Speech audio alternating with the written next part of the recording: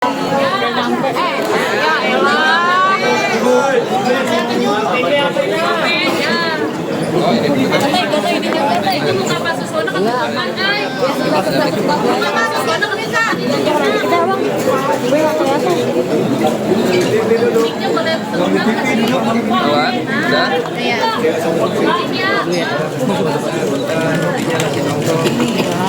mic ini?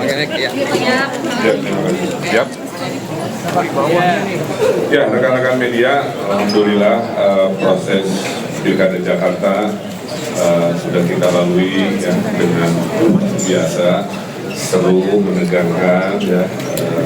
Saya kira itulah keindahan demokrasi yang kita jadikan sebuah cara kita memilih pemimpin, cara kita berbangsa dan negara. Nah, menanggapi hasil hitung cepat ya, quick count, kami mengamati mayoritas belum ada yang tembus satu putaran atau 50% ya. Semua ada di margin error ya. Oleh karena itu, yang pertama saya mengaturkan terima kasih tentunya kepada surveyor-surveyor yang secara resmi sudah membantu masyarakat mengetahui dalam waktu cepat hasil dari pemilu khususnya di Jakarta.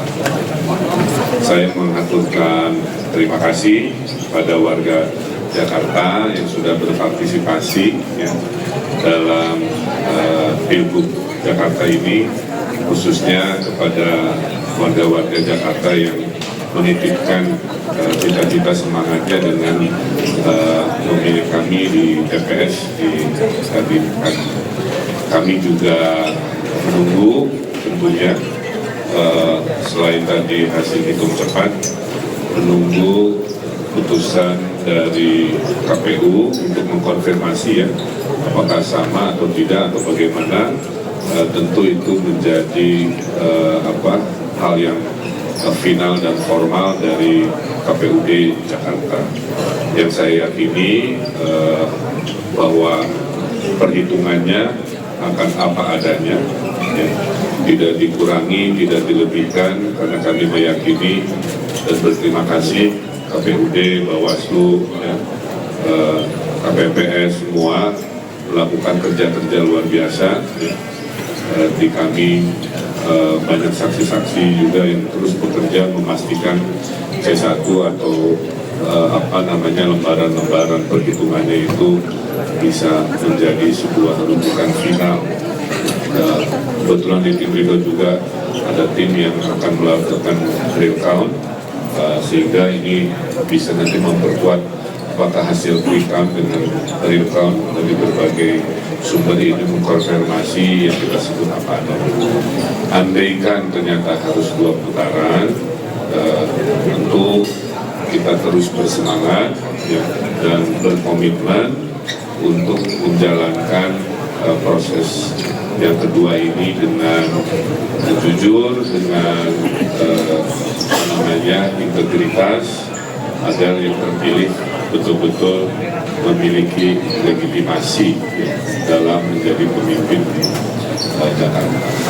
Kami juga sudah menerima masukan-masukan dan terus menerima masukan-masukan terkait apakah strategi masih ada yang kurang, apakah lain sebagainya, karena memang dinamika pilkada ini luar biasa, khususnya Jakarta yang menjadi pusat perhatian se-Indonesia sebegitu rupa, sehingga nanti tentu akan jadi sebuah kontemplasi dan strategi terkait apa yang akan kita lakukan. Nah, pada warga Jakarta tentunya tetaplah menunggu sampai keputusan resminya kalau nggak salah 16 sampai 18 Desember. Setelah itu kalau memang harus putaran kedua, ya mari kita berkomunikasi lagi, aspirasi-aspirasinya tentu akan kita dengar dengan segala bentuk kampanye di tahap kedua yang tentunya harus lebih baik. Tapi secara umum menurut saya Pilkada Jakarta ini berbeda ya dibanding 5 tahun sebelumnya, jadi lebih rekonsiliatif kan.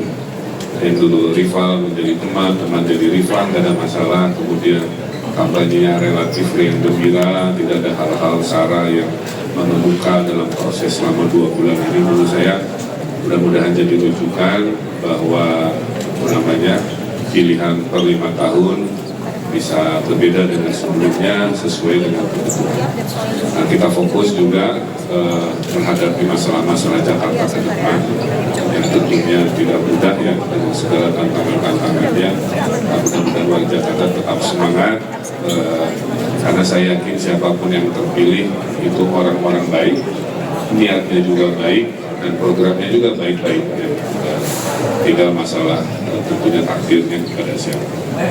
Saya kira secara umum itu yang bisa kami sampaikan.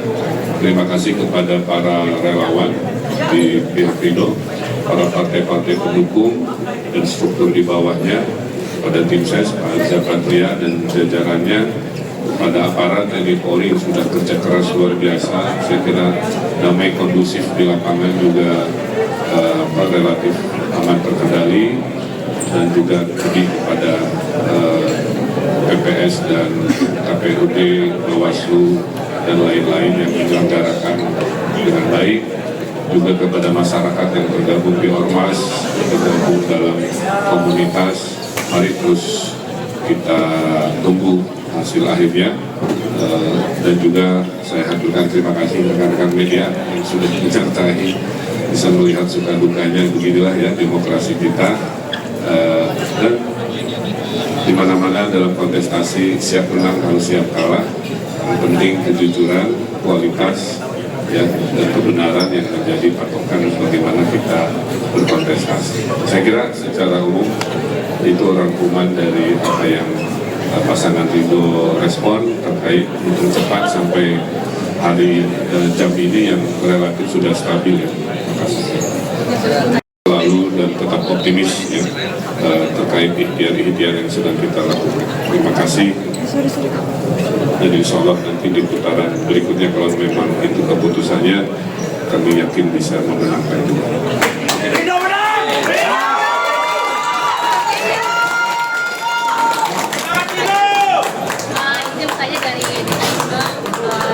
Kan tadi sudah menyinggung juga soal politis sekarang sudah jadi stabil, dan tadi menyinggung soal putaran. Nah ini memang di lapangan oleh tim Ridho juga dari sisi saksinya yang selama ini diterima memang sudah pasti 2 putaran, dan kalau memang 2 putaran dan yang diterima kalah atau posisi menang gitu. Ya kalau di internal kita hampir sama, mendekati keakurasian dari hitung cepat, jadi tidak ada yang tembus 50%. Jadi artinya per hari ini laporan ke kami dengan yang terbaca di media cenderung sama. Posisi izinkan kalau misalnya memang terjadi putaran kedua, apa strategi yang akan dilakukan? Kemudian Kang, menunggu sampai 18 Desember itu apa yang kira-kira Kang Emil dan Pak Sus lakukan? Ya tentunya kalau sambil menunggu, yang paling baik yang kita lakukan adalah mengukur ulang semua langkah-langkah yang pernah dilakukan, melihat data-data, kita kuat di mana, lemah di mana. Kita cek juga partisipasi publik ya, yang di lapangan cenderung turun dibanding pilkada 5 tahun lalu. Itu juga mungkin harus dievaluasi, berkurang partisipasinya di mana, di wilayah mana. Jadi intinya sambil nunggu kita evaluasi. Tapi poin utamanya di momen hari ini adalah 2 putaran ini kelihatannya lebih menjadi faktual berdasarkan hitung cepat, hitungan internal kami, dan kita lihat kalau konsistensinya sama ya tentunya mental kami harus tetap optimis untuk melaju ke putaran kedua. Evaluasi yang dilakukan apakah termasuk juga evaluasi ini kan hasil quick-count yang keluar itu kan agak berbeda dengan sebelumnya yang selama ini dikatakan oleh Ridho ya 1 putaran. Ini sejauh ini emang kalau kalian dilihat apa sih kekurangan di lapangan selama kampanye itu kan sehingga kemungkinan ada 2 putaran itu? Ya evaluasinya terlalu banyak ya, Mbak. Jadi dinamik politik itu bukan matematik. faktor yang tidak bisa saya sampaikan secara mudah dalam doorstop ini, tapi poinnya hasil evaluasi, hasil hitung cepat ini itu baru mau akan dievaluasikan.